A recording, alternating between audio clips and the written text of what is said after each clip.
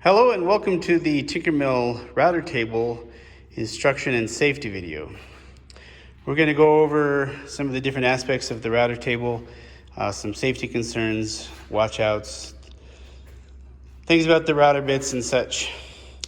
So in this machine is able to cut a profile on your piece of wood, and it can do that in a couple different ways. You can run your wood along the fence and the profile is cut where you have the distance, and then there's also bearing bits which help the bit right along the edge of your work and cut the profile along an edge or a curvy edge or such. So these might be something that you would run down the middle, so you have to use the fence for this, and then these would need a fence.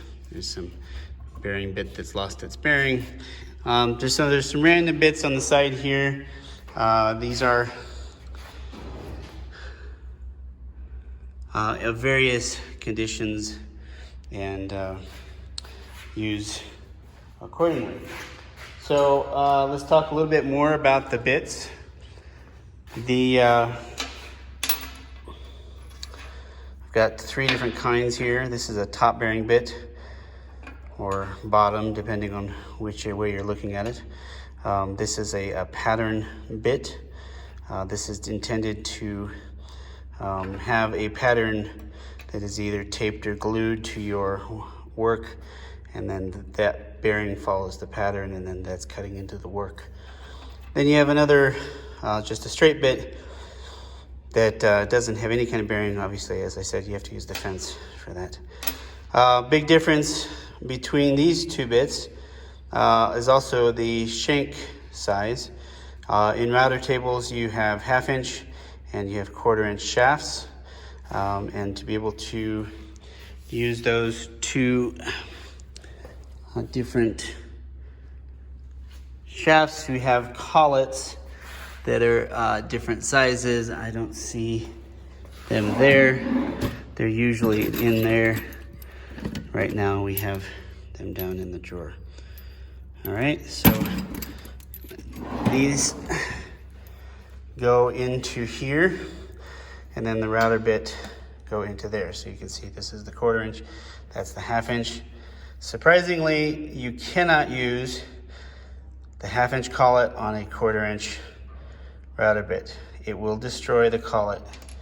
And I only say that because it's happened. So if we're going to use a 1/2 inch shank, then we would use that and tighten it down. You want a decent amount inside the collet, you know, half to or more is, I don't know the exact recommended, but at least half would get you there. This being such a fairly large bit on a 1/4 inch shaft, I would try to go up even further. So the way you tighten these down is with these wrenches on the side here. We need to have 2 of them, and then have my assistant hold the camera. So let's go ahead and do the 1/4 inch shaft. So we'll put that guy over there and screw him in.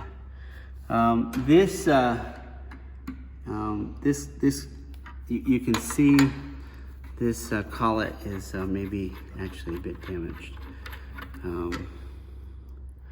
It's broken,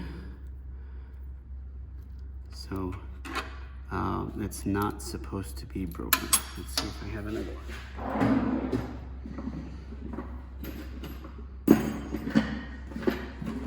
All right, so here we go. So this is not broken, so it's got the one gap that's open there, and then this is solid through there. I noticed that because as I was looking at it, you could see it's not round. The circle wasn't round anymore. It's also been overheated, so that has been damaged and needs to be replaced. All right, so screw that on. It should go on easily. No wrenches at this point. Put your bit in there, and now we use our wrench to tighten that down. We do not need to do it as hard as you can. Just a nice, good, solid, snug fit like that. And it looks good. So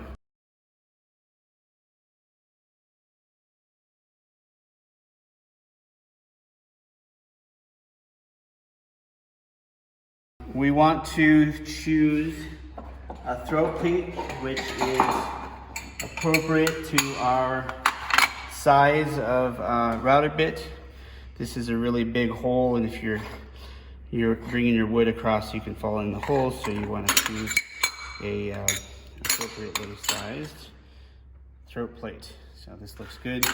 This one's probably just on the outside, and this looks like it'd be fine. Unless you're doing something really tiny, this will work great. These are just a spring catch, so they pop in there, and then to get them out, you push on the button and it releases it. Sometimes this will get loose and these can come out very easily.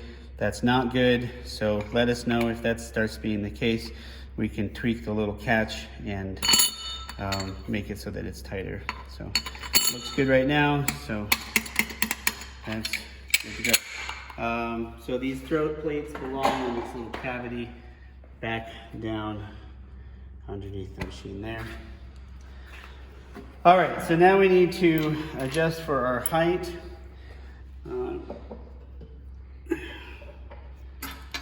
Keep that up so I remember.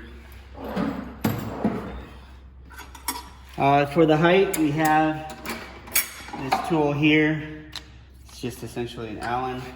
One of the things to be aware of and to watch out for is that these little pockets will fill up with dirt and or sawdust. And so if you can't go very deep, it's not a very good grip, and that's why we've started to round off and strip the top part of this so it wasn't cleaned out. This side will go up and down just as well as this side, but this side will do it much faster. Quite frankly, I don't think those extra or a few less turns are worth it. It's kind of hard to move, and I just think this is an easier way to do the whole thing. So this is the wrong kind of bit for what I was actually planning on doing. That gives you the idea of how to put one in and out.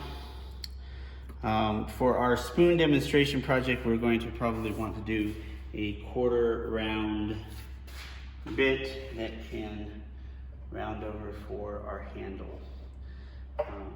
So we'll probably put that in there before we do that. All right, so let's talk a little bit about this bit and what it's doing here. So you can see the carbide teeth here and the opening in front of it. It's going to be rotating in this direction. That's the way it cuts, and so it rotates this way. This is one of the few tools that is dangerous in almost every single direction, except where the fence is, and generally where you're standing, because it'll throw it to the sides. So you have to be careful watching those trajectory angles. But this is spinning this direction, and in wood, we always want to push against the cut. So if you try to bring your wood in on this side, this would be pulling the wood faster and faster and rip the wood out of your hands. So we want to be on this side, which is to push against the cut. It's cutting here as we're pushing through here. It's rotating like this. Imagine if this was a much longer lever arm and it's coming around here and it's smacking you like that.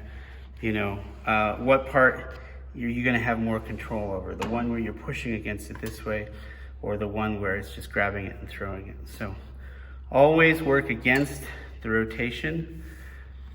So in this case, we would go this way or this way or this way, any way around pushing against the cut. So we could take the fence off and go in another direction if we wanted to. This bit will follow your work, so you could do circles, you can do funny shapes, whatever the shape would have to be smaller than your guide bit, but that's pretty much your only limitation. The profile would have to be bigger than this. So let me go ahead and pop this out real quick so that we have the right bit in place for the sample run. Looks like I might have done it a little tight. There we go. Well, that didn't go so well.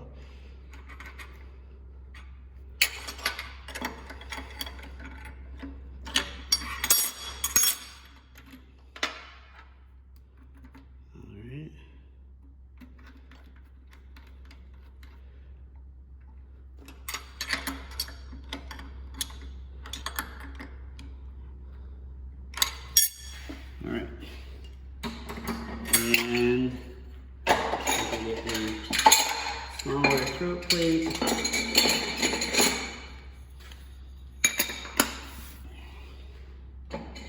So ideally, the throat's small enough that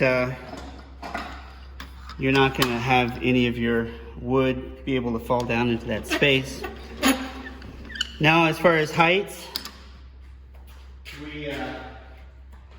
we want to be aware of where this bearing is, because if we cut so that the bearing was above our wood, then it's just going to just keep on eating in, and we're going to have no control. So make sure that the bearing is below. Also, in this case, you know, with this smaller bit like this, you want to make sure that you're not, well, unless of course that's your purpose, that you're not cutting with your bit above the bottom of the wood. You can imagine if I bring this up too high, I'll actually start rubbing on the collet. So you don't want that to be too high for that reason as well. Now in this situation, I want to have that round over right about there, since I'm just going to create some curved edges on my spoon. All right. So we can adjust our fence now. Because we have the spoon and it's this funny shape, I'm only going to be doing the handle, but I can't really have this fence up too close, because then I couldn't, you know, I could probably have it like right about there. That'd be about the limit, so I can come in like that and be able to go to there. All right, so that's where I'm going to put my fence. It's nice to have it close because the dust collector is coming off of this. You can adjust these little MDF pieces here to make it bigger or smaller as needed for your bit, because we don't want to cut these. So move them out of the way. All right, so the router does have a speed control, but in general, we just leave it alone. It is on the motor body down here, and the high speed is generally good for everybody. We have our switch, safety, stop, start. All right. That about covers it. So imagine now we're cutting in this direction, right? Because the blade, the knife edge here on this bit is going to be pushing this direction. So this danger zones are out that direction. So just make sure nobody's over there. And you can, so the profile that we're cutting here is defined by the table. So if I lift up my piece at all as I'm going through there, I'm not going to cut in the way I want. But I can simply just go back through it again and it will cut the part that I missed. So they're fairly forgiving in that way. I'll cut through here. If I don't feel like I did it well enough, I can cut through again and it'll be fine. All right, so let's go ahead and turn this on. The vacuum is going to get pretty loud. Always make sure you have vacuum. We don't. We have it open here. So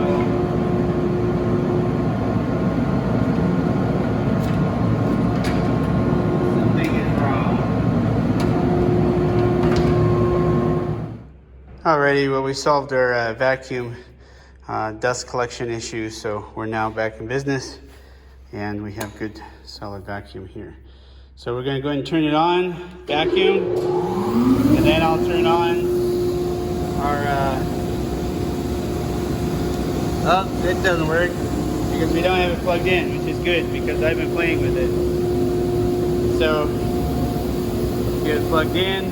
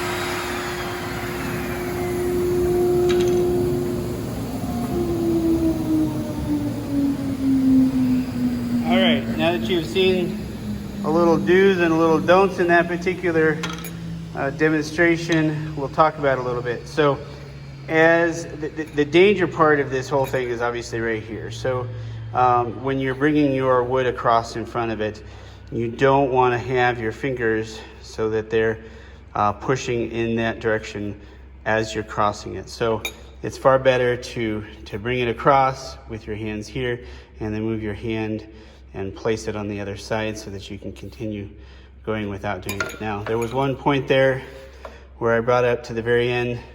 I noticed I left my hand there. That's not a good idea. Don't do that.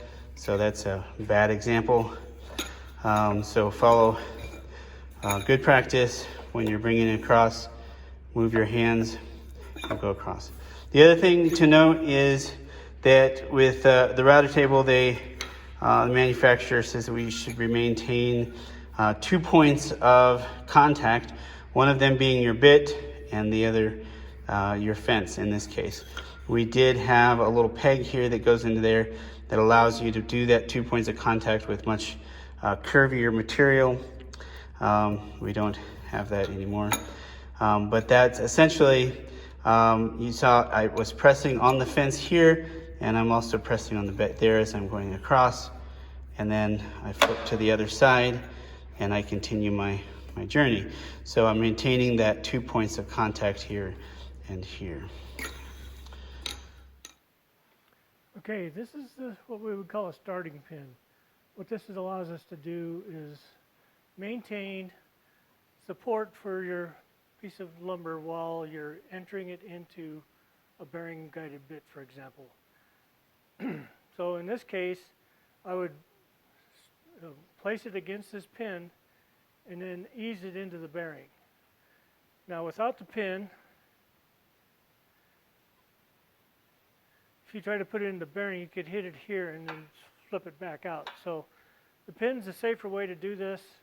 You can also do this with a rip fence. So you can put the bit up into the rip fence and just run the piece. But if you want to do a freehand, especially if it's like a curved piece, you're going to need to do a starting pin's the safest way to do that.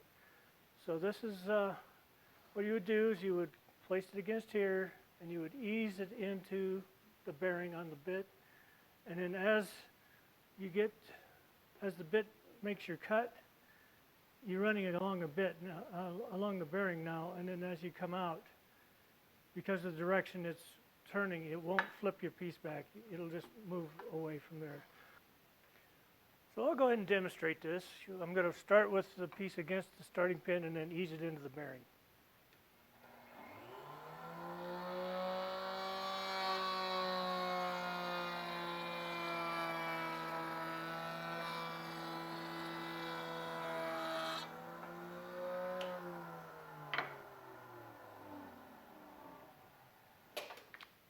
Starting pin, bearing bit, safe way to run it.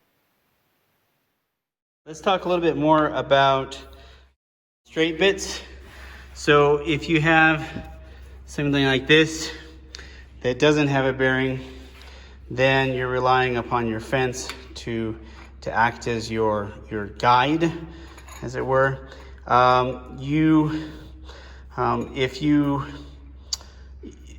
Essentially you want to have the less material that you're cutting. So let's say you're cutting a big wide 3-inch piece and you're going to put this little shape down a 1/2 inch from the side. So you would adjust your fence so that the fence is that 1/2 inch away instead of 2.5 inches or 2 inches away to give you that from the other side. So adjust it so you have the less material on the inside of the of where you're between the fence and the bit.